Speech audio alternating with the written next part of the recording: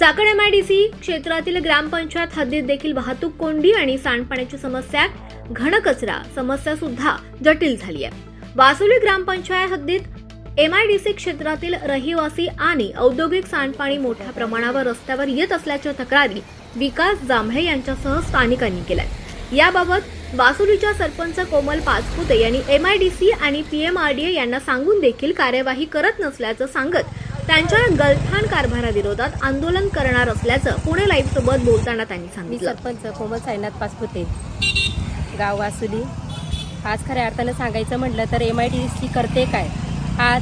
आज एमआयडीसीचे प्लॉट असून सुद्धा आज पूर्ण सांडपाणी व गटारीचे पाणी पूर्ण आमच्या गावामध्ये रस्त्यावरती सोडण्यात येणार आहे। एमआयडीसीवरती आम्ही 2023 पासून ते 24पर्यंत तर 25पर्यंत आजपर्यंत आम्ही पाठपुरावा करत आलेलो आहोत।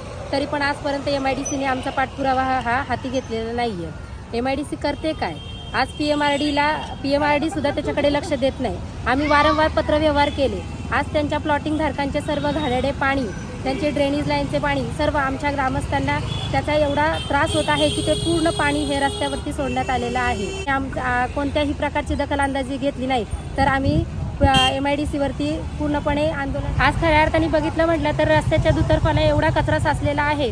एमआयडीसी आम्हाला कोणत्याही प्रकारची जागाही देत नाहीये। हा रस्त्यावरतीचा कचरा आम्ही टाकायचा कुठे। आज 2-3 गावांचा मिळून हा घनकचऱ्याच्या व्यवस्थापनाचा एवढा मोठा विषय आहे की त्यासाठी आम्ही काय करणार। आज जर आम्हाला तुम्ही जर कोणत्याही प्रकारचं जर गांभीर्यपणाने जर तुम्ही जर लक्ष दिलं नाही तर आम्ही सरपंच परिषद पूर्णपणे आंदोलनासाठी तुम्हाला पूर्णपणे इशारा देऊ।